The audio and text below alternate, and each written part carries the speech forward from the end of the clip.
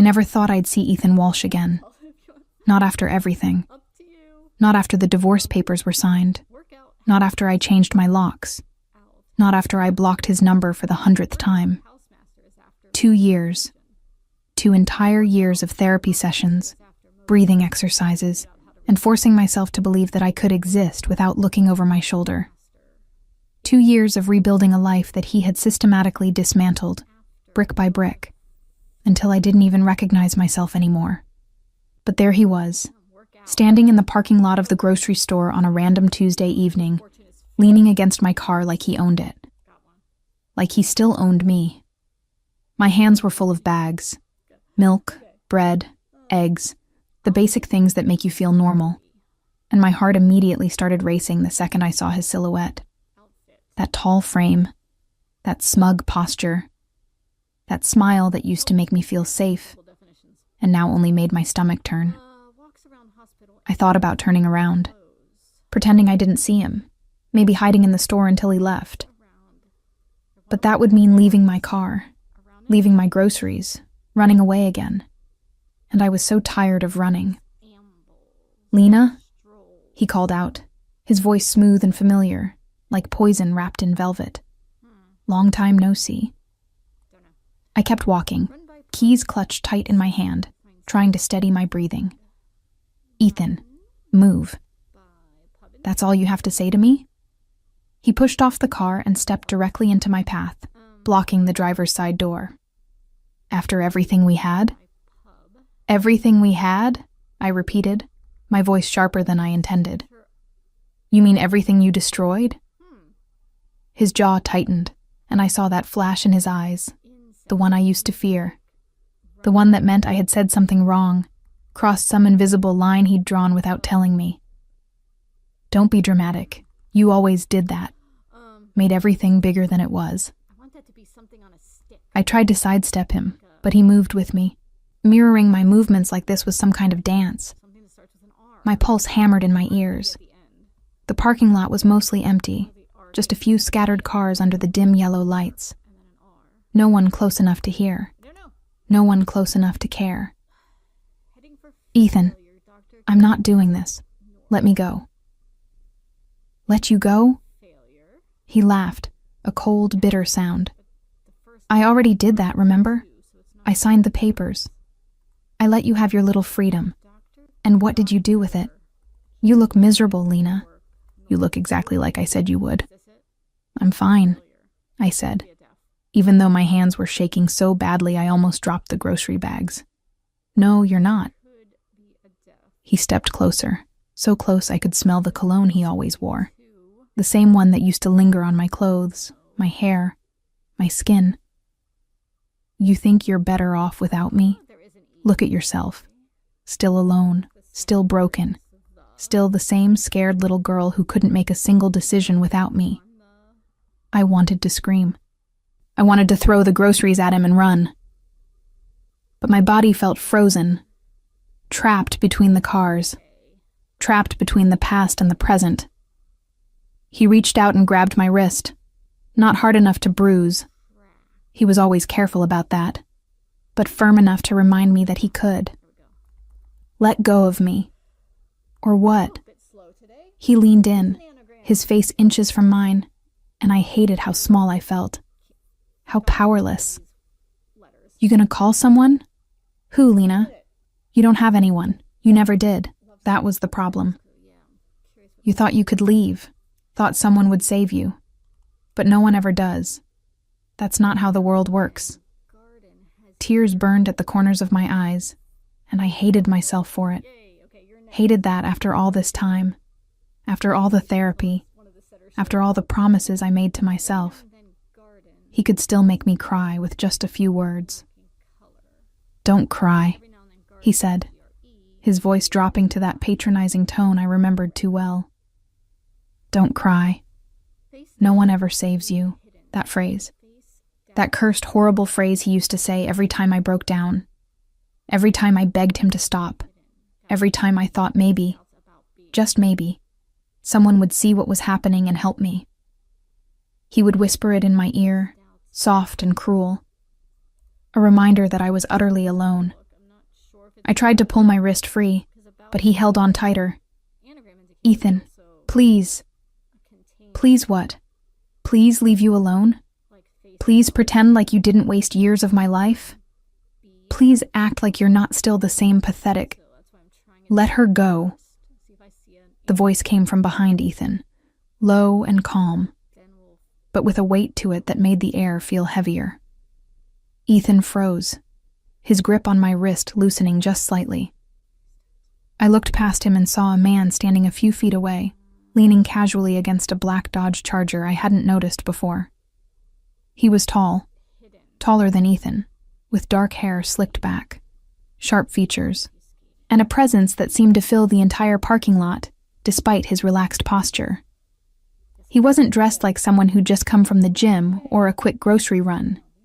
He wore a perfectly tailored black shirt, sleeves rolled up to reveal a watch that probably cost more than my rent, and his eyes, dark, calculating, unreadable, were fixed directly on Ethan.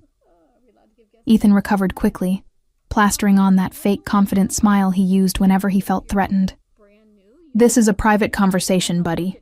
Move along." The man didn't move. He didn't even blink. I said, "Let her go." There was no aggression in his voice, no raised volume, but something about the way he said it made my skin prickle. It wasn't a request. It wasn't even a demand. It was a certainty, like he'd already decided how this was going to end and was just waiting for Ethan to catch up. Ethan's fingers tightened on my wrist for a second, some stubborn reflex to prove he was still in control. But then he let go, stepping back and raising his hands in mock surrender. All right. No need to get involved. We're just talking." Didn't look like talking. The man's gaze shifted to me, and for a second, I saw something flicker in his expression. Concern, maybe, or recognition. Not of me, but of the situation. "You okay?" I nodded quickly, even though I wasn't sure if I was lying. My wrist throbbed where Ethan had been holding it, and my heart was still racing. "I'm fine. Thank you." Ethan scoffed, shaking his head. "See? She's fine. So why don't you mind your own business?" The man pushed off the Charger and walked forward, slow and deliberate, like a predator who didn't need to rush because his prey wasn't going anywhere. He stopped just a few feet from Ethan, close enough that Ethan had to tilt his head up slightly to meet his eyes. The height difference was subtle, but the power dynamic was not. "Here's the thing," the man said, his voice still calm, still measured. "I heard everything. Every word you said to her, every threat, every insult. So when you say, 'mind your own business,' what I hear is, please ignore the fact that I'm a coward who gets off on scaring women in parking lots." Ethan's face flushed red, and I saw his hands curl into fists at his sides. "You don't know what you're talking about." "I know exactly what I'm talking about." The man tilted his head slightly, studying Ethan like he was something under a microscope. "I know your type. You're loud when you think no one's watching. You're tough when you think she's alone. But right now?" He smiled, cold and sharp. "You're neither." Ethan opened his mouth, probably to say something cutting or dismissive, but the man cut him off before he could start. "Walk away, now, and don't come back." For a moment I thought Ethan might actually try something. His jaw was clenched, his shoulders tight, and I knew that look, the one that said he was weighing his options, calculating whether his pride was worth the risk. But then he looked at the man again, really looked at him, and something in his expression changed. Fear. Actual, genuine fear. He stepped back, glancing at me one last time. "This isn't over, Lena." "Yes, it is," the man said, his voice dropping even lower, almost a whisper. "And if I see you near her again, we're going to have a very different conversation, one you won't walk away from." Ethan hesitated, then turned and walked quickly toward his truck, not looking back.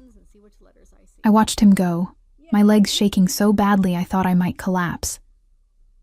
The man stood there until Ethan's truck disappeared into the street, then turned to me. "You should sit down," he said, gesturing toward the curb near his car. "You look like you're about to pass out." I wanted to argue, to say I was fine, but my body betrayed me. I stumbled toward the curb and sat down hard, dropping the grocery bags beside me. He crouched down in front of me, not too close, giving me space but staying near enough that I felt protected, safe, which was absurd, because I didn't even know who he was. "I'm Marco," he said after a moment. "Marco Santoro." The name didn't mean anything to me. Should it have? I searched his face, trying to place him, but came up empty. "Lena," I managed. "Lena Walsh." "I know," he said, and when I looked confused, he added, "I heard him say it." "Right. Of course." I wrapped my arms around myself, suddenly freezing despite the warm evening air. "Thank you for that. You didn't have to." "Yes, I did." His voice was firm, no room for argument. "I heard what he said to you, that no one saves you." He was wrong. I laughed, a broken, hollow sound. Was he, though?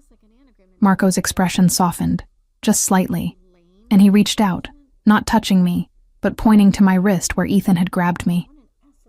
"You're hurt." I looked down and saw the red marks, already starting to darken into bruises. "It's nothing. It'll fade." "It's not nothing." He stood up, pulling a phone from his pocket. "Do you need a hospital? Police?" "No." The word came out too fast, too panicked, and I saw him pause. "No police. Please. It'll just make things worse. He'll twist it. He always does, and I can't go through that again." Marco studied me for a long moment, then nodded slowly. "Okay, no police. But you shouldn't go home alone tonight. Does he know where you live?" The question made my stomach drop. "Yes." "Then you're not going back there. Not tonight." "I don't have anywhere else to go," I admitted, hating how pathetic I sounded. "I don't really have people." He was quiet for a moment, then made a decision. "You do now. Come on. I'll take you somewhere safe." I should have been scared. I should have questioned who this man was, why he was helping me, what he wanted in return. But as I looked up at him, this stranger who'd appeared out of nowhere and stood between me and my worst nightmare, all I felt was exhausted relief. So I nodded, grabbed my bags, and followed Marco Santoro into the unknown. Marco's car smelled like leather and expensive cologne, the kind you don't find in department stores. I sat in the passenger seat, grocery bags at my feet, trying to process what had just happened. My wrist still throbbed, a dull reminder that Ethan had been real, that the encounter wasn't just some nightmare I could wake up from.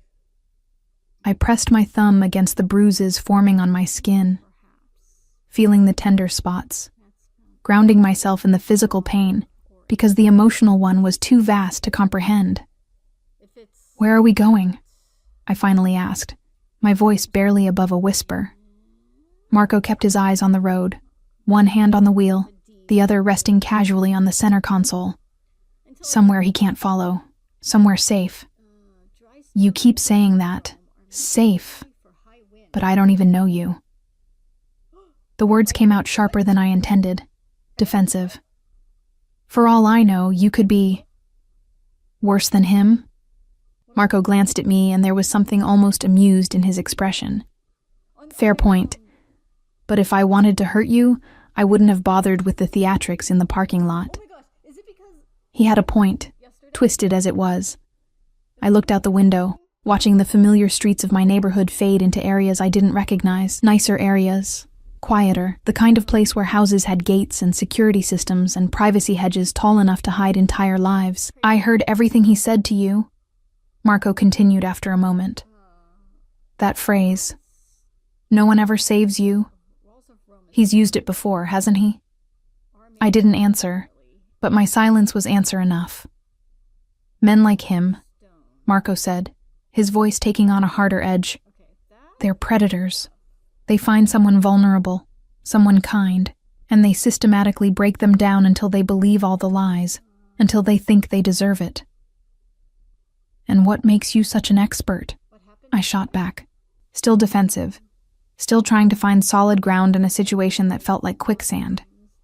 He was quiet for a moment, then said simply, experience. Something about the way he said it, no elaboration, no justification, made me stop pushing. We drove in silence for another 10 minutes before pulling through a set of iron gates that opened automatically as we approached. The driveway was long, lined with perfectly manicured trees, leading to a house that was more mansion than home. 3 stories of modern architecture, all glass and sharp angles, lit from within with warm golden light. You live here? I asked, unable to keep the disbelief out of my voice. I do.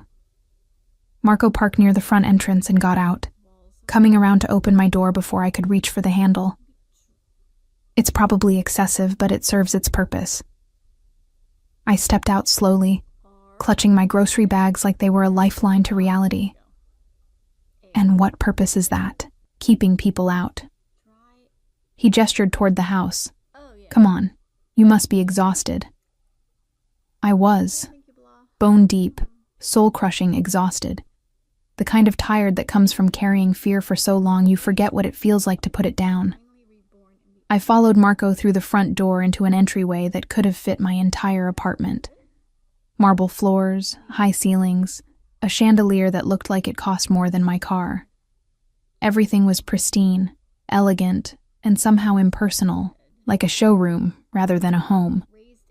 The kitchen's this way, Marco said, leading me through an archway into a space that was all sleek countertops and professional-grade appliances. He took the grocery bags from my hands and started unpacking them without asking, putting the milk in the fridge, the bread on the counter. Have you eaten? I don't remember. It was the truth. I couldn't recall the last time I'd had a real meal, something that wasn't grabbed between classes or eaten standing up at my kitchen counter. Then I'll make something. He rolled up his sleeves. I noticed a tattoo peeking out from under the fabric, something dark and intricate, and started pulling ingredients from various cabinets. Sit. You look like you're about to fall over. I sat on one of the bar stools, watching him move around the kitchen with surprising ease. This man, this stranger who'd appeared out of nowhere, was cooking for me. It was surreal, absurd. And yet here I was, in his house, letting it happen because I didn't have the energy to question it anymore. Why are you helping me? I asked as he set a pan on the stove. Marco looked at me over his shoulder, considering the question. Why wouldn't I? Because people don't. Not really. They see things, they hear things, they know something's wrong, but they don't actually do anything. They walk away. They tell themselves it's not their problem. Maybe I'm not like most people. He cracked eggs into the pan, the sizzle filling the silence between us. Or maybe I just don't like bullies. He's more than a bully, I said quietly. He's everything. He was everything. My husband, my best friend, the person I thought I'd spend my life with. And then one day I woke up and realized I was terrified of him. That I'd been terrified for years and just didn't have a name for it. Marco didn't interrupt, didn't offer platitudes or try to fix it. He just listened, cooking in silence, letting me speak. I left him 2 years ago, I continued, the words spilling out now like water through a broken dam.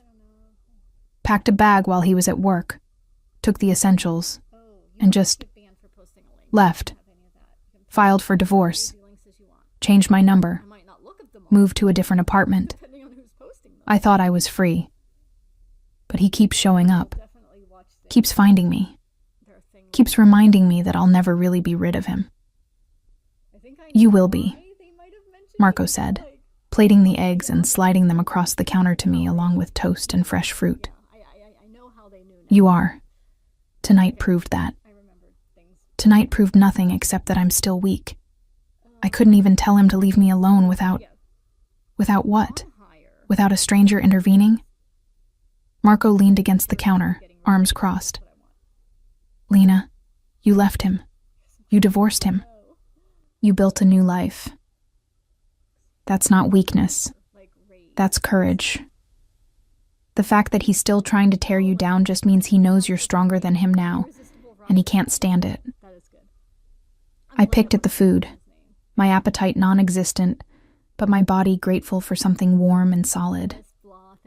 I teach elementary school, I said after a moment. 2nd grade. I spend my days with kids who still believe the world is good, who trust that adults will protect them, who think problems can be solved with stickers and extra recess time. And then I go home and I'm terrified of shadows and footsteps and phone calls. What kind of teacher does that make me? The kind who understands that the world isn't always kind, Marco said. The kind who can teach those kids to be strong and compassionate, because you know what happens when you're not. I looked at him, really looked at him for the first time since he'd intervened in the parking lot. He was handsome in that sharp, dangerous way, all angles and intensity. But there was something else there too. Something careful. Something that suggested he understood fear from both sides of the equation. Who are you really? I asked. And don't give me that, just someone who doesn't like bullies line. Nobody lives in a house like this just from being a good Samaritan. Marco's expression didn't change. But I saw a flicker of something. Amusement, maybe, or respect. You're right. I'm not a good Samaritan. Let's call it a businessman. What kind of business? The kind that requires discretion. He held my gaze, and I understood the subtext immediately. The kind of business that didn't get discussed in polite company. The kind that existed in the shadows and gray areas of legality. I should have been scared. Should have grabbed my things and called a cab and gotten as far away from him as possible. But instead, I felt a strange sense of relief. Because a man like Marco, whatever he was, wasn't going to be intimidated by Ethan, wasn't going to look the other way, wasn't going to tell me I was overreacting or being dramatic or making things up. So you're a criminal, I said bluntly. I prefer entrepreneur with flexible morals. The corner of his mouth twitched, almost a smile. But yes, essentially. And I'm supposed to feel safe here? With you? You felt safe enough to get in my car, to eat my food, to sit in my kitchen and tell me things I doubt you've told anyone else. He pushed off the counter and walked to the sink, rinsing his hands. Trust your instincts, Lena.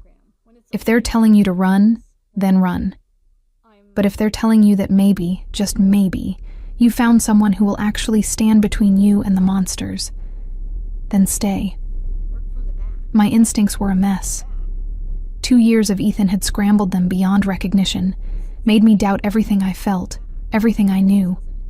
But sitting there in Marco's kitchen, with the warm food and the quiet concern, and the complete absence of judgment in his eyes, I felt something I hadn't felt in longer than I could remember. I felt seen. Just for tonight, I said quietly. I'll stay just for tonight, and then tomorrow I'll figure out what to do. Fair enough. Marco nodded toward a hallway. Guest rooms upstairs, 2nd door on the left, bathrooms attached. I'll leave some clothes outside the door in case you want to change. Your groceries will be fine in the fridge. Thank you, I said, standing up slowly. My legs felt shaky, unstable, like I'd run a marathon without realizing it. For everything. I don't know why you did this, but thank you. You don't need to keep thanking me, Marco said. Just rest. We'll figure everything else out in the morning.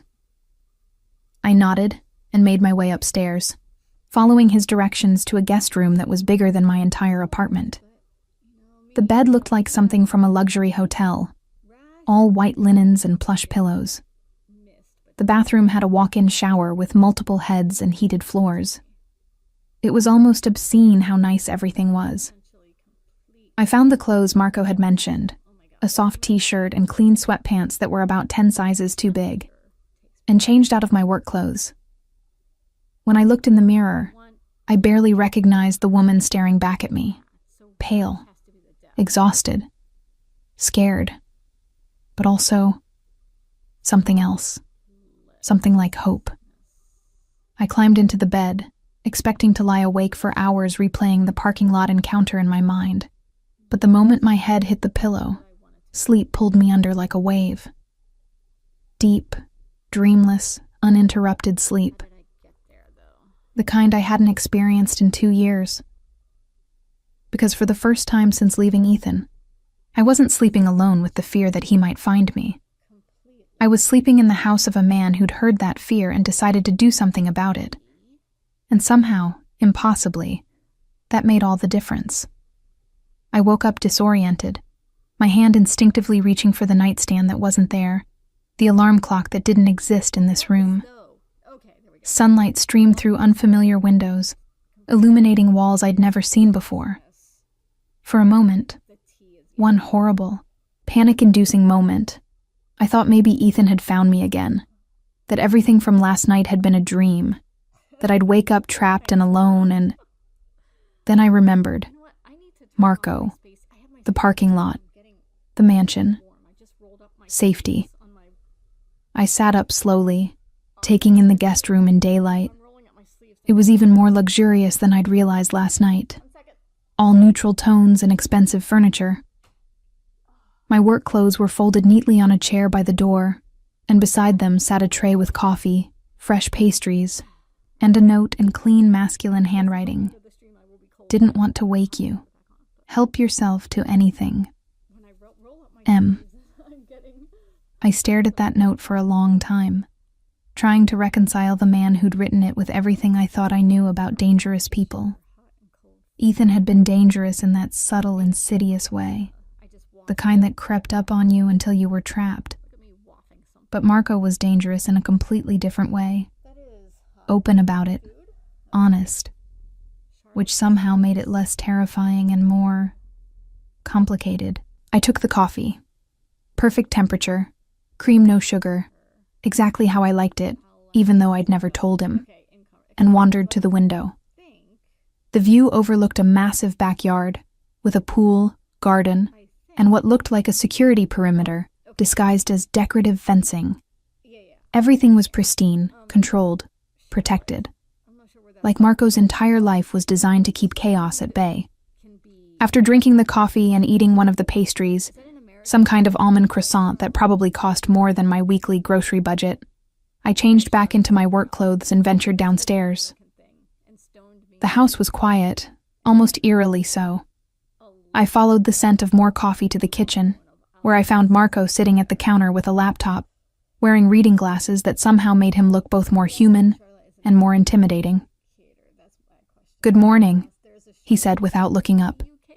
"Sleep well?" "Better than I have in months," I admitted, pouring myself another cup of coffee. Which is strange, considering I'm in a stranger's house. Not a stranger anymore. He finally looked up, removing the glasses. "We shared eggs. That's practically friendship." I almost smiled, almost. "Is that how it works in your world?" "My world has its own rules." He closed the laptop and pushed it aside. "Speaking of which, we need to talk about yours." The shift in his tone made my stomach tighten. "What about it?" "Ethan." Marco leaned back in his chair, studying me with that same intense focus he'd used on my ex in the parking lot. "He's not going to just disappear. Men like him don't stop until they're made to stop." "I know." I wrapped both hands around my coffee mug, seeking warmth. "I've tried everything. Restraining orders, changing numbers, moving apartments. He always finds a way around it, because the system isn't designed to stop people like him. It's designed to document, to create paper trails that might be useful after something terrible happens. Marco's jaw tightened. I don't wait for terrible things to happen. What are you suggesting? I'm suggesting that you let me handle this. The words hung in the air between us, heavy with implication. I knew what he meant. Knew what kind of handling a man like Marco was capable of. And the fact that part of me, a significant part, felt relieved rather than horrified, said everything about how desperate I'd become. I can't ask you to do that, I said quietly. I can't ask you to get involved in my mess. You didn't ask. I offered. He stood up, moving around the counter until he was close enough that I had to tilt my head back to maintain eye contact. Lena, I'm already involved. The second I heard what he said to you, I made a choice. The question now is whether you're going to let me help, or whether you're going to go back to handling this alone. I've always handled things alone. I know. I can see it in the way you carry yourself, the way you apologize for taking up space, the way you're surprised when someone shows you basic kindness. His voice softened. But you don't have to anymore. I wanted to argue. Wanted to maintain the walls I'd built around myself. The ones that said I didn't need anyone, that I could survive on my own. But those walls were exhausting to maintain.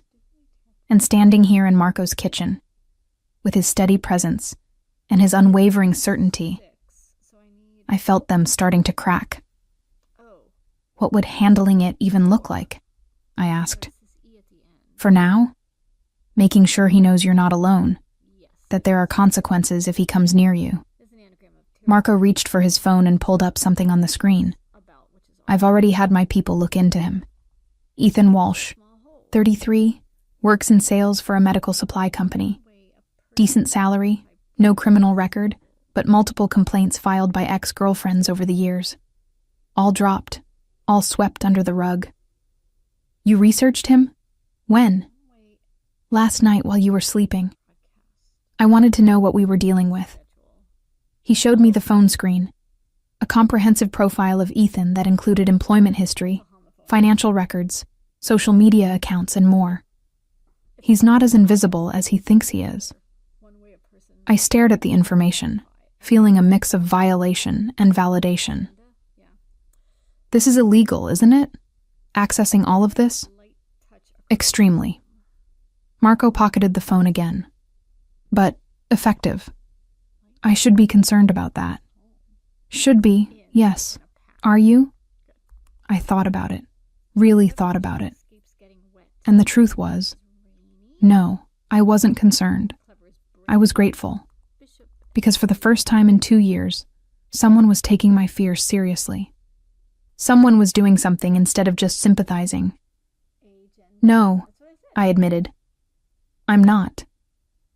Something shifted in Marco's expression. Approval, maybe, or satisfaction. Good. Then here's what we're going to do. You're going to go to work today like normal.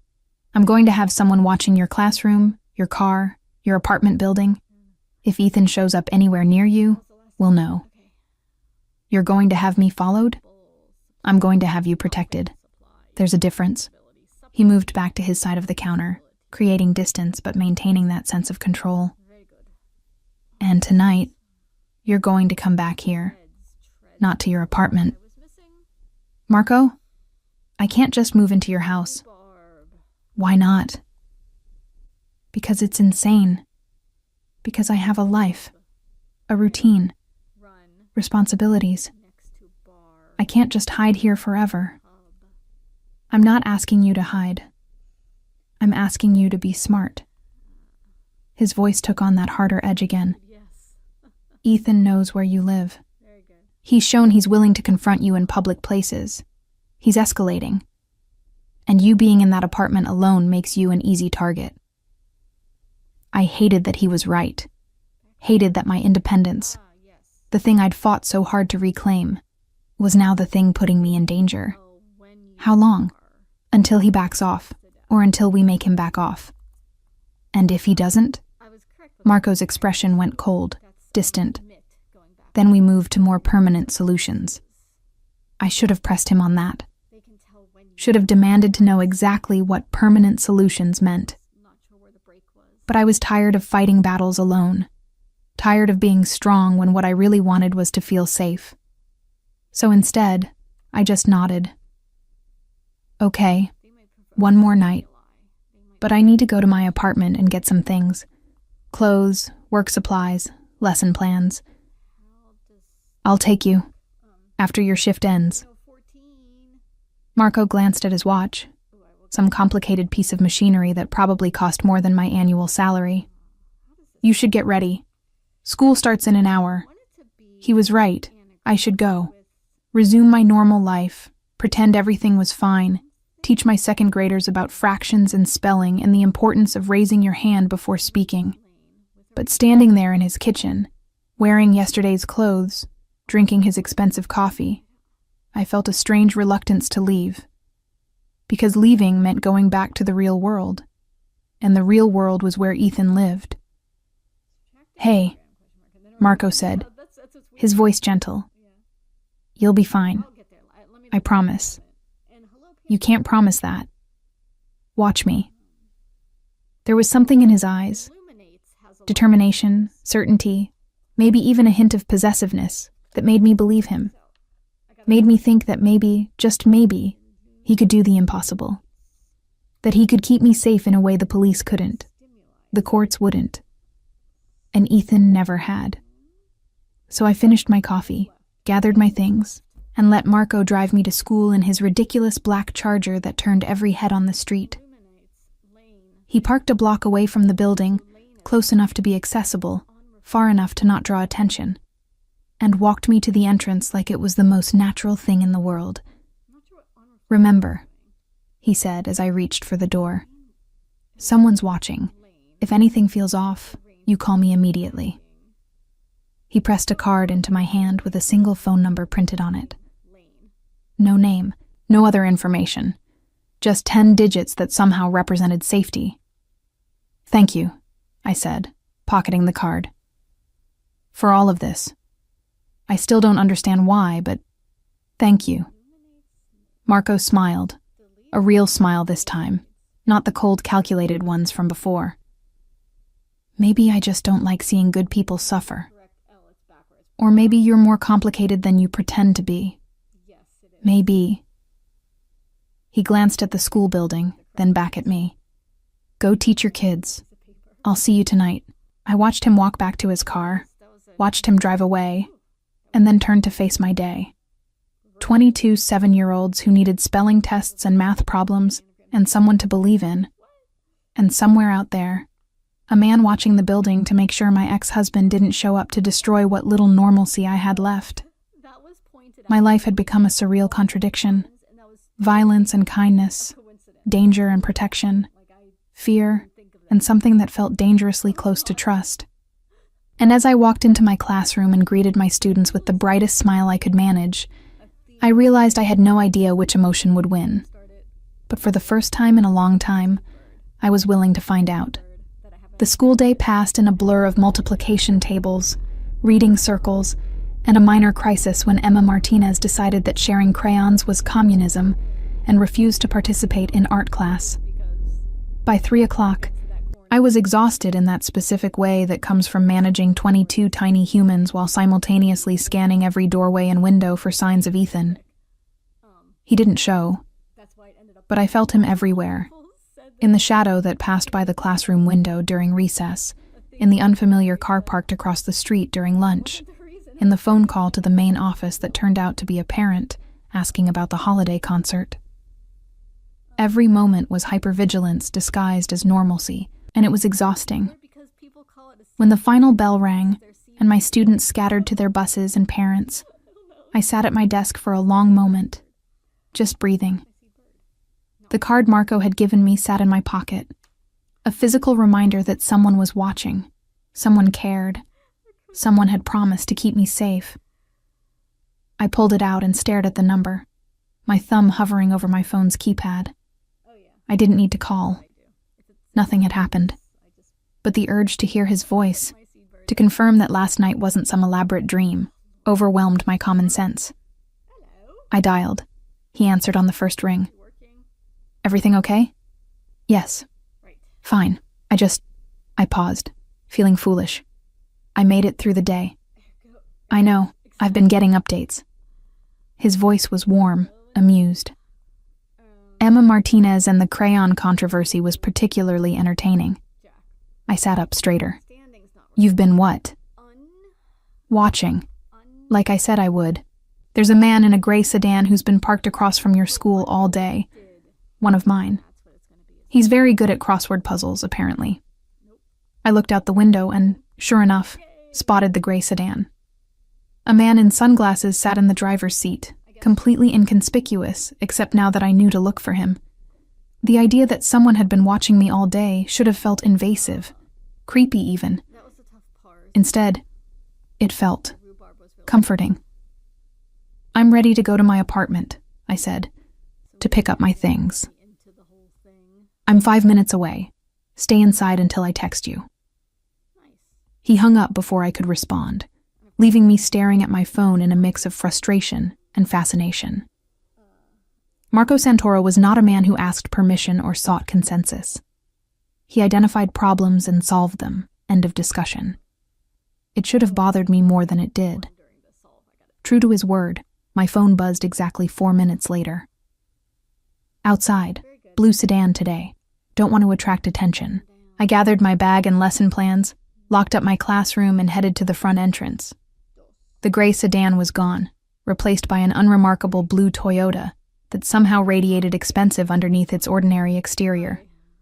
Marco sat in the driver's seat, looking completely out of place in the domestic vehicle, like a lion trying to blend in with house cats.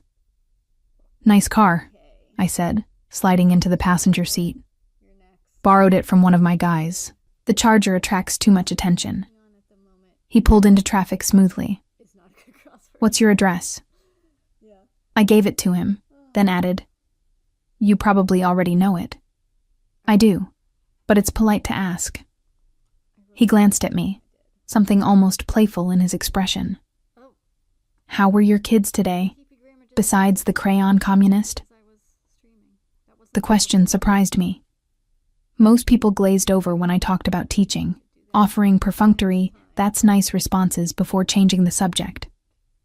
But Marco seemed genuinely interested, so I told him about Emma's political awakening, about Jaden's breakthrough with long division, about the reading group that finally clicked with Charlotte's Web. He listened without interrupting, asking questions that showed he was actually paying attention. You love it, he observed as we turned onto my street. Teaching. It's not just a job for you. No, I agreed. It's the only thing that makes sense anymore, those kids. They still believe the world is good, that people are kind, that problems have solutions. I want to protect that for as long as I can. Even though you know it's not always true. Especially because I know it's not always true. I looked out the window at my apartment building, a plain 3-story structure with peeling paint and a broken intercom system. Someone should get to believe in happy endings. Marco parked on the street, his eyes scanning the area with professional efficiency. Which floor? 3rd, 3B. I reached for the door handle, but he stopped me with a hand on my arm. Wait, let me check first. Check for what? For whether your ex-husband is stupid enough to be waiting for you. He got out, came around to my side, and opened the door like we were on some kind of date instead of a security operation. Stay close to me. If I tell you to run, you run. Understood? Marco. Understood? The intensity in his voice left no room for argument. Understood. We walked to the building entrance together, and I noticed how Marco positioned himself slightly in front of me, his body a shield between me and any potential threat. The gesture was both protective and possessive, and I wasn't sure how I felt about either interpretation. My apartment was exactly as I'd left it, cluttered but clean, full of books and plants and the small comforts I'd accumulated in my attempt to build a life after Ethan. Marco did a quick sweep of every room, checking closets and behind doors with the efficiency of someone who'd done this many times before. When he was satisfied we were alone, he nodded toward my bedroom. Pack what you need. I'll wait here. I moved through the apartment like a ghost, pulling clothes from my closet, gathering toiletries from the bathroom, collecting the lesson plans and papers I'd need for the rest of the week. Everything felt surreal, like I was preparing for a trip instead of essentially fleeing my own home. When I emerged with a duffel bag and my work tote, Marco was standing by the window, phone to his ear, speaking in Italian too rapid for me to follow. He hung up when he saw me. Ready? I think so. Should I leave a note or something? Tell my landlord I'll be gone for a few days? No. The fewer people who know your movements, the better. He took my bags without asking, heading for the door. Let's go. We were halfway down the stairs when I saw him. Ethan, standing in the second-floor hallway, leaning against the wall like he owned the place, like he'd been waiting. His eyes locked onto mine, and that familiar smile, cruel, confident, spread across his face. Lena, there you are. We need to talk. Marco moved so fast I barely registered it. One moment he was behind me. The next he was in front, his body completely blocking Ethan's view of me. No, you don't.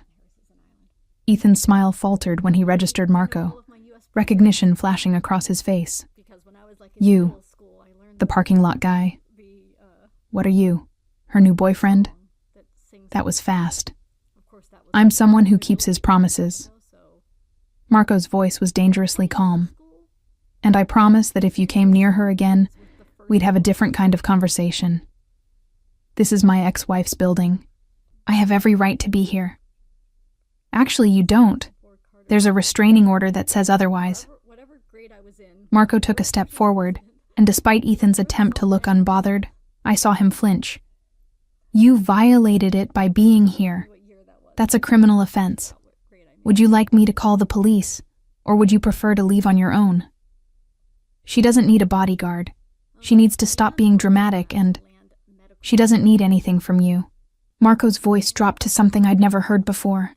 Quiet, lethal, absolute. This is your last warning, Ethan.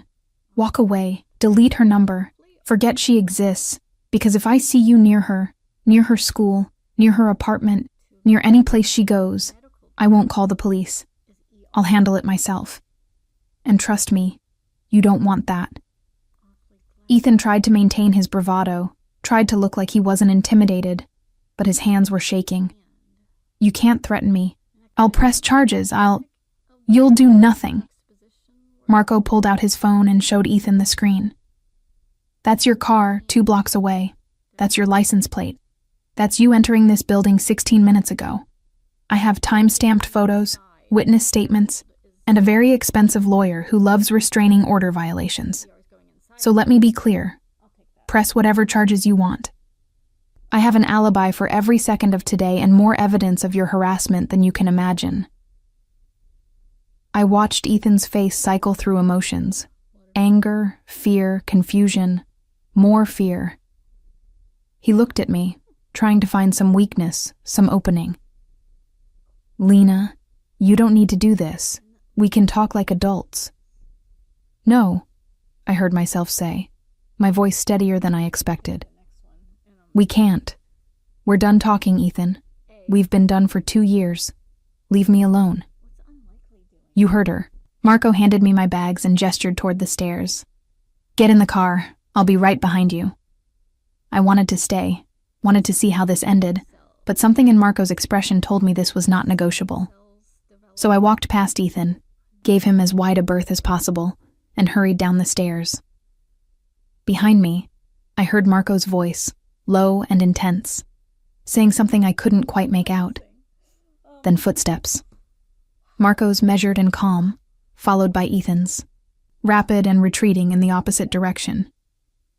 Marco appeared in the building entrance moments later, completely composed, like the confrontation upstairs had been nothing more than a minor inconvenience. He guided me to the car, loaded my bags in the trunk, and we pulled away from the curb in silence. It wasn't until we were several blocks away that I finally spoke.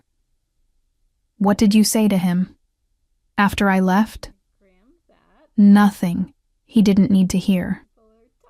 "Marco." He was quiet for a moment, then sighed. "I told him that I know where he works, where his parents live, where he gets his coffee every morning. I told him that I have resources he can't imagine, and patience he shouldn't test. And I told him that if he values his current comfortable life, he'll pretend you died 2 years ago and never think about you again. And if he doesn't listen, then I'll make good on every implied threat." He glanced at me, his expression softer now. "But he'll listen. Men like Ethan are cowards. They only fight battles they know they can win, and he knows he can't win this one." I should have been horrified. Should have told Marco to turn the car around, that I couldn't be part of whatever this was, that threats and intimidation weren't the answer. But instead, I felt something release in my chest, a tension I'd been carrying for so long I'd forgotten what it felt like to breathe without it. "Thank you," I whispered. "You keep thanking me, because you keep saving me." Marco reached over and took my hand, his grip warm and solid and certain. "Then I guess Ethan was wrong. Someone does save you, and I'm not going anywhere." We drove back to his house in comfortable silence, my hand still in his, the weight of the day finally settling into something manageable. For the first time in 2 years, I didn't feel like prey. I felt protected. And maybe, just maybe, I was starting to feel like I deserved to be. 3 days passed in Marco's house, and they were the strangest 3 days of my life.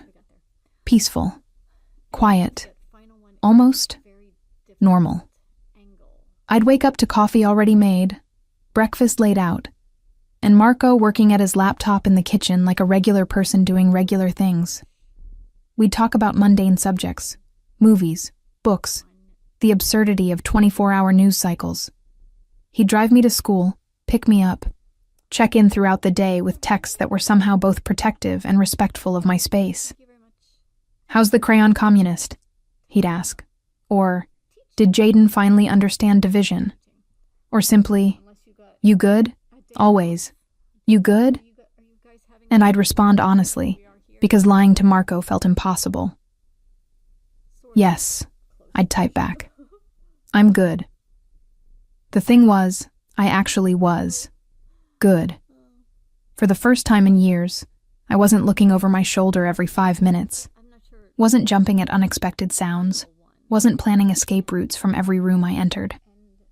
The constant vigilance that had become my default state started to ease, replaced by something I barely recognized: security.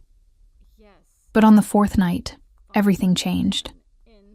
I was in the guest room, my room now, apparently, since Marco had told me to stop calling it that. Grading papers when I heard raised voices from downstairs. Male voices. Marco's, calm but firm, and someone else's, aggressive and demanding. I crept to the top of the stairs, my teacher instincts kicking in. Assess the situation. Don't intervene without information. Stay out of sight until you understand what's happening. "I don't care what you think you heard," the unknown voice was saying. "This is my business, my territory, and you don't get to. Your territory ended when you started moving product through the school district." Marco's voice cut through like ice. "We had an agreement. You broke it. That was before you decided to play house with some random woman.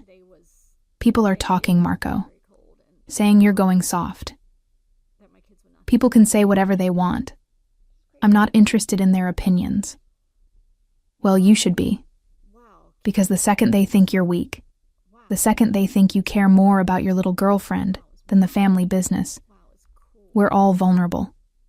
You're making us vulnerable." There was a long pause. Then Marco spoke, and his voice was colder than I'd ever heard it. "Let me be very clear. What I do in my personal life is none of your concern. What should concern you is that I'm still the one keeping this organization running, still the one making sure everyone gets paid, Still the one handling problems before they become crises. The fact that I have someone staying here changes none of that. It changes everything. You're distracted.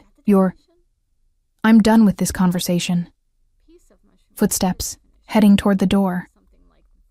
You have until morning to remove your operations from the school zones. If I hear they're still there by noon tomorrow, we'll have a different kind of discussion. You can't just... I can, and I am. Get out. A door slammed. Silence. Then I heard Marco's footsteps coming up the stairs, and I scrambled back to my room, shutting the door quietly and returning to my papers like I'd been there the whole time. But my hands were shaking, and the red pen I was holding left a long mark across Emma Martinez's spelling test. A soft knock. Lena, can I come in? Sure. Marco entered, looking tired in a way I hadn't seen before. Not physically tired, he still looked as put together as always, but emotionally exhausted. The kind of tired that comes from carrying weight no one else can see. You heard, he said. It wasn't a question. Some of it. I set down my pen. Are you okay? He almost smiled. I should be asking you that. After what you just heard about my family business. I already knew you weren't a regular businessman, Marco. You told me that the first night. Knowing in theory and hearing it confirmed are different things. He sat on the edge of the bed, careful to maintain distance. I wanted to protect you from that part of my life. Why? Because you've already dealt with one man who dragged you into his darkness. You don't need another. I thought about that for a moment. About Ethan's darkness and Marco's. How different they were. How one had been built on control and cruelty, while the other seemed built on... what? Protection? Loyalty? Some twisted code of honor that existed in the shadows? That man, I said carefully. He said you were going soft, that people think you care more about me than the business. He's an idiot with more ambition than sense. But is he right? Marco looked at me then, really looked at me, and I saw something in his eyes that made my breath catch. Vulnerability, uncertainty, the cracks in the armor he wore so effortlessly around everyone else. I don't know, he admitted. Maybe, probably. The truth is, Lena, I haven't cared about much of anything in a long time. I built this life, this organization, this reputation, because I was good at it, and because it gave me purpose when I didn't have anything else. But lately, he trailed off, running a hand through his hair. Lately, I've been wondering what the point is. All this power, all this control, and for what? To die alone in a big house, surrounded by people who respect me but don't actually know me? You don't have to answer that. No, I want to. He shifted closer, still maintaining that careful distance. When I saw you in that parking lot, when I heard what your ex said to you, something shifted. I saw someone who'd been hurt by a different kind of power, the personal, insidious kind, and I realized that's not who I wanted to be. I didn't want to be the man who uses fear to control people. I wanted to be the man who protects them from it. That's a big realization to have in a grocery store parking lot. He laughed, soft and genuine. Yeah, not my finest moment of self-awareness. But here we are. Here we are, I echoed.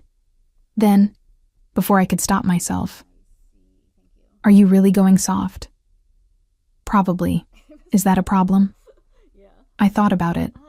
Thought about the Marco who'd confronted Ethan with cold efficiency, who'd researched my ex-husband without asking, who'd put men on my protection detail like it was nothing. And then I thought about the Marco who made me coffee every morning, who asked about my students, who gave me space when I needed it, and presence when I didn't. No, I said finally. It's not a problem. It's just different. Different good or different bad. Different complicated. He smiled at that. I can work with complicated. We sat in comfortable silence for a moment, the weight of everything unspoken hanging between us. Then I asked the question I'd been avoiding. What are you going to do? About your business, about the people who think you're weak, about all of it. I'm going to do what I always do. Handle it. He stood up, and the movement brought him close enough that I could see the tattoo that usually stayed hidden. Some kind of family crest or symbol, intricate and meaningful. But I'm also going to make some changes. Pull back from the operations that don't align with who I want to be. Focus on the legitimate businesses. Maybe even sell off some of the more problematic assets. Because of me? Because of me, he corrected. You just helped me realize it was time. Marco, I can't be responsible for... You're not responsible for anything. You're the first person in a long time who's looked at me and seen something other than what I can do for them, or what I can take from them. You see me. The actual person under all of this. He gestured vaguely at himself, at the expensive clothes and the mansion and the life he'd built. And that's worth more than any business deal. I didn't know what to say to that. Didn't know how to process the fact that this man, this dangerous, powerful, impossibly complicated man, was essentially telling me I'd changed his life just by existing in it. I should let you finish grading, Marco said, moving toward the door. But Lena? Thank you. For what? For not running. Most people would have, after hearing that conversation downstairs. But you stayed. That means more than you know. He left before I could respond, closing the door quietly behind him. I sat there for a long time. Emma Martinez's spelling test still marked with that accidental red line, my mind spinning with everything I'd learned. Marco Santoro was a criminal, a mob boss, someone who operated in the shadows and made people disappear with a phone call. I should have been terrified, should have packed my bags and called a taxi and gotten as far away as possible. But instead, I picked up my pen and continued grading. The sounds of Marco moving around downstairs somehow comforting rather than concerning. Because the truth was, I'd been living with fear for so long that danger had become my baseline. And Marco's version of danger, calculated, controlled, directed at people who deserved it, felt less threatening than Ethan's had ever been. Maybe that made me damaged. Maybe it made me desperate. Or maybe it just made me human. Someone who'd finally found a person willing to stand between her and the monsters, even if that person was a monster himself. Later that night, as I was getting ready for bed, my phone buzzed. Unknown number. My heart jumped. Ethan. But when I opened the message, it was something else entirely. I told you not to cry. I told you no one would save you. But looks like I was wrong. Enjoy it while it lasts. This isn't over. My hands shook as I read it. Read it again. Tried to figure out how he'd gotten this number when I'd changed it 3 times. I was halfway to Marco's room before I even realized I'd moved, before I'd made the conscious decision to not handle this alone. I knocked. He answered immediately, like he'd been waiting. When he saw my face, his expression went from concern to lethal in half a second. What happened? I showed him the message. Marco read it once, his jaw tightening with each word. Then he pulled out his own phone and made a call, speaking in rapid Italian again. When he hung up, he looked at me with that same intensity from the parking lot, the look that said someone had made a terrible mistake and was about to pay for it. It's taken care of. We'll have a location trace within the hour, and tomorrow we're getting you a new phone with a protected number, one he can't get. Marco, this is escalating, Lena. You see that, right? He's not backing down. He's getting more desperate, more aggressive, which means we need to end this. Permanently. The word permanently hung in the air between us, loaded with implication. What does that mean? I asked, even though part of me already knew. It means I'm going to have a conversation with Ethan that leaves no room for misinterpretation. It means he's going to understand that his options are to leave you alone or deal with consequences he can't imagine. Marco reached out and took my phone, examining the message again. It means I'm done playing nice. I don't want you to hurt him. I won't. Not unless I have to. He handed the phone back. But I will make sure he never bothers you again. You have my word. I believed him. More than that, I trusted him. Which was either the smartest decision I'd ever made, or the most catastrophic. Stay here tonight, Marco said. Not in the guest room. Here. I'll sleep on the floor, but I want you where I can see you. Where I know you're safe. Marco, that's not necessary. It is for me. His voice softened. Please, Lena, just for tonight. Let me know you're okay. So I stayed. Curled up in Marco's bed, which smelled like his cologne and felt impossibly safe, while he set up blankets on the floor beside me like some kind of guardian. And even though I should have been terrified, of Ethan, of the message, of everything that was spiraling out of control, I felt strangely calm. Because for the first time in my life, I had someone who wasn't just saying they'd protect me. They were actually doing it. And tomorrow, when Marco made good on his promise to end this permanently, I'd have to decide if I was willing to accept what that protection cost. But tonight, I was too tired to care. Tonight, I just wanted to sleep without fear. And for the first time in years, I did. The call came at 2 a.m. I woke to the sound of Marco's phone buzzing insistently on the nightstand, his low voice answering in Italian, growing harder and colder with each sentence. I kept my eyes closed, pretending to sleep, but my heart was racing. Something was wrong. Marco hung up and I heard him move quietly toward the door. Against my better judgment, I called out, "Marco?" He paused. "I didn't mean to wake you." "What's wrong?" "Nothing for you to worry about. Go back to sleep." But I was already sitting up, turning on the bedside lamp. "Don't do that. Don't treat me like I can't handle whatever this is." He was fully dressed already. Jeans, dark shirt, that same controlled intensity radiating from every movement. "Your ex-husband just tried to break into your apartment. Building security caught him on camera. Neighbors called the police. He's been arrested." The words took a moment to register. What? He was trying to get into your apartment at 2 a.m. with what police are calling tools consistent with forced entry. Marco's expression was grim. He's finally crossed the line in a way the system can't ignore. I should have felt relieved, vindicated, safe. Instead, I felt a strange emptiness, like I'd been bracing for impact for so long that actually surviving the crash left me hollow. Is he still in custody? For now. Probably will be until arraignment, which won't happen until Monday at the earliest. Marco moved to the window, looking out at the dark grounds. "This is good, Lena. This is exactly what we needed. Documented evidence of escalation, violation of the restraining order, attempted breaking and entering. Any halfway decent prosecutor will have a field day with this. Then why don't you look happy about it?" He was quiet for a long moment. Because men like Ethan don't stop just because they get arrested. They get angrier, more desperate.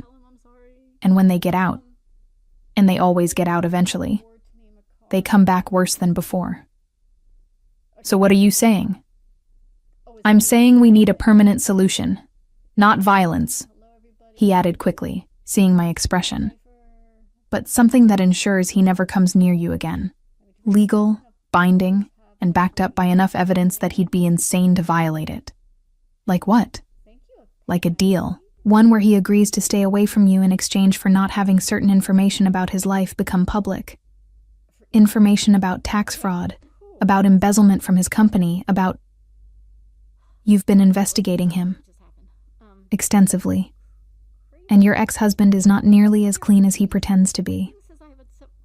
Marco turned back to face me. I can make him disappear from your life completely, Lena. Not through violence or intimidation, but through simple self-preservation. He'll choose to stay away because the alternative is too costly. That's blackmail.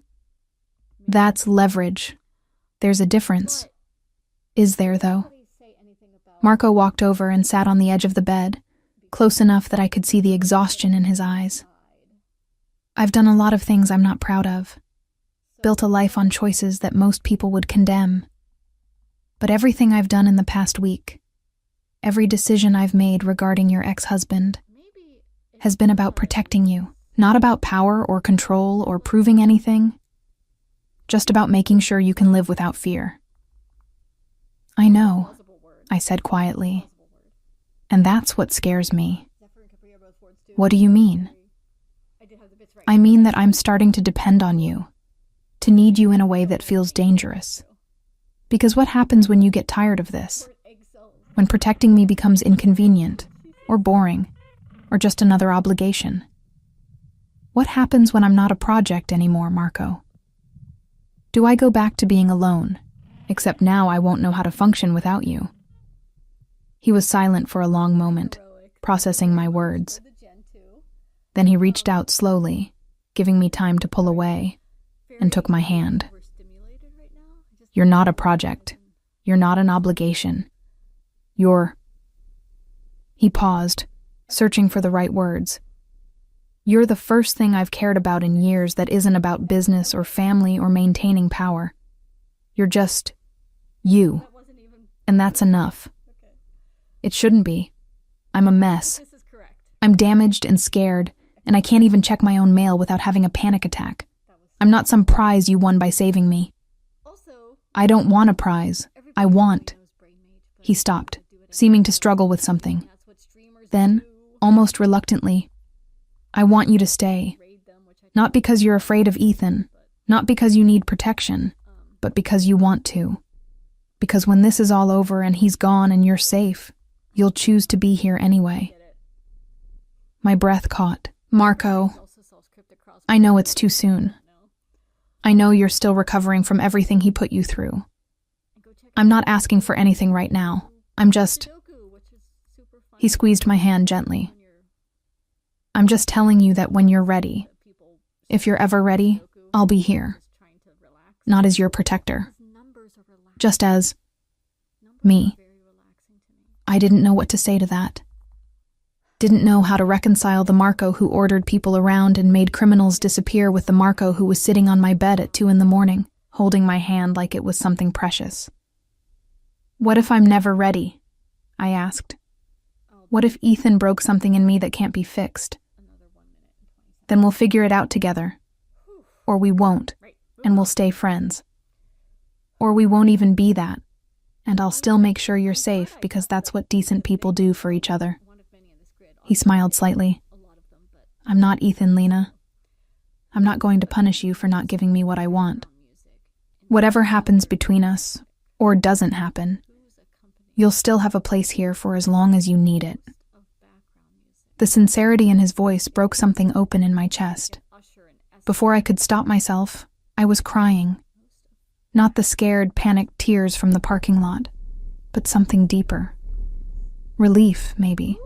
Or grief for all the years I'd spent believing that love and protection had to come with conditions. Marco pulled me against his chest without asking. One hand cradling the back of my head, the other wrapped around my shoulders. He didn't tell me to stop crying, didn't try to fix anything, didn't make it about him. He just held me while I sobbed, his heartbeat steady against my ear, his presence solid and unwavering. When I finally pulled back, embarrassed and red-eyed, he just handed me a tissue from the nightstand, like this was the most natural thing in the world. Sorry, I mumbled. I didn't mean to fall apart. You're not falling apart. You're processing. There's a difference. He stood up, giving me space. Try to get some sleep. Tomorrow we'll deal with everything. Lawyers, police statements, all of it. But tonight, you just need to rest. Marco? I called as he reached the door. Thank you. For everything. For seeing me when everyone else just looked away. He paused, his hand on the doorframe. I'll always see you, Lena. That's not something that changes. Then he was gone. And I was alone in his room, in his bed, surrounded by the evidence of a life I was starting to become part of. I should have been thinking about Ethan, about the arrest, about what came next. But instead, I found myself thinking about Marco's words.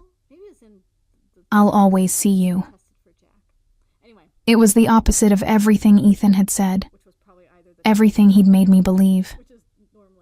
And for the first time, I let myself consider the possibility that maybe, just maybe, I deserve to be seen, to be protected, to be cared for without conditions, or manipulation, or fear. The next morning, I woke to sunlight and the smell of coffee, the now familiar routine of Marco's protection, making everything feel almost normal. He was already in the kitchen, on the phone with someone who was clearly a lawyer, based on the legal terminology being thrown around. When he saw me, he covered the phone's mouthpiece. Coffee's fresh, and we have bagels. Real New York ones. I had someone drive them in this morning. You had someone drive bagels from New York? You mentioned last week that you missed them. I made a note. He went back to his call like this was completely reasonable behavior. I poured coffee, took a bagel, and sat at the counter, marveling at this strange new reality. The mafia boss who remembered random comments about breakfast food. The criminal who made sure I had lesson plans for my second graders. The dangerous man who held me while I cried and asked for nothing in return. Marco hung up and turned to me, his expression businesslike. Okay, here's where we stand. Ethan's being charged with attempted burglary, stalking, and violation of the restraining order. The prosecutor is pushing for no bail given the escalation pattern.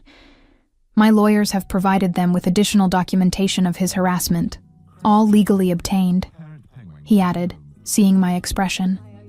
Nothing that will come back on you. What kind of documentation? Security footage from your apartment building showing him loitering. Phone records showing repeated calls from burner phones. Social media activity that demonstrates obsessive behavior. And financial records showing he hired a private investigator to track your movements. I felt cold. He hired someone to follow me. 2 months ago, the investigator already gave a statement to police. Apparently your ex didn't pay the full fee, so he's happy to cooperate. Marco's expression was grim. The point is, we have enough to keep him away for a very long time. And if the criminal charges somehow don't stick, I have enough leverage in the civil realm to make his life very uncomfortable. The blackmail you mentioned. The leverage, he corrected. Which I'll only use if necessary. My preference is to let the legal system handle this, but I always have a backup plan. Of course he did. Marco Santoro didn't leave anything to chance. What do I need to do? I asked. For now, nothing. Go to work, teach your kids, live your life. I've already arranged for additional security at your school. Discreet, you won't even notice them. And when you're ready, when this all settles down, we'll talk about next steps. Next steps for what? For whatever you want. He poured his own coffee, leaning against the counter across from me. Your apartment isn't safe, even with Ethan in custody. So you can stay here as long as you need. Or I can help you find a new place, somewhere with better security. Or, he paused, or we can see where this goes. This thing between us, whatever it is. My heart hammered. Marco, I'm not ready for... I know, and I'm not asking you to be. I'm just saying the option exists. When you're ready. If you're ever ready. He smiled slightly. I'm a patient man, Lena. I can wait. 3 months later, Ethan took a plea deal that included a restraining order, mandatory counseling, and a sentence that would keep him away from me for years. Marco's leverage was never needed. The evidence was overwhelming enough that Ethan's lawyer advised him to take the deal or risk something much worse at trial. I didn't attend the hearing. Didn't need to see his face or hear his voice or give him any more of my emotional energy. Instead, I was in my classroom, teaching fractions to 22 second graders who had no idea their teacher had just been set free. Marco picked me up after school like he'd been doing every day for months. We'd fallen into an easy routine, dinners together, conversations that lasted until midnight, comfortable silences that felt more intimate than words. He'd backed off on the mob operations like he'd promised, transitioning to legitimate businesses and donating anonymously to causes that mattered. He was trying to be better. For himself, he insisted, but I knew I was part of that motivation. "It's over," he said as I got in the car. "Official. Final. He's gone." I nodded, feeling something release in my chest that I'd been holding on to for years. "It's over." "So," Marco said carefully, "now what?" I looked at him. This complicated, dangerous, impossibly caring man who'd transformed my life just by refusing to look away. "Now we figure out what comes next. Together." His smile was genuine, reaching his eyes in a way I rarely saw. Together. I like the sound of that. We drove back to his house. Our house, he'd started calling it, testing the word like a question I hadn't yet answered. And as we pulled through those iron gates, past the security and into the safety he'd built around us, I realized something fundamental had shifted. I wasn't running anymore, wasn't hiding, wasn't waiting for the next disaster. I was choosing. Actively, consciously choosing to build a life with someone who'd seen me at my most broken and decided I was worth fighting for. Ethan had been wrong about everything. Someone had saved me. But more importantly, I'd saved myself too. And now, finally, I was ready to figure out what living, really living, looked like. With Marco Santoro, former mob boss and current man trying desperately to be worthy of the second chance I represented, by my side. It wasn't a fairy tale ending.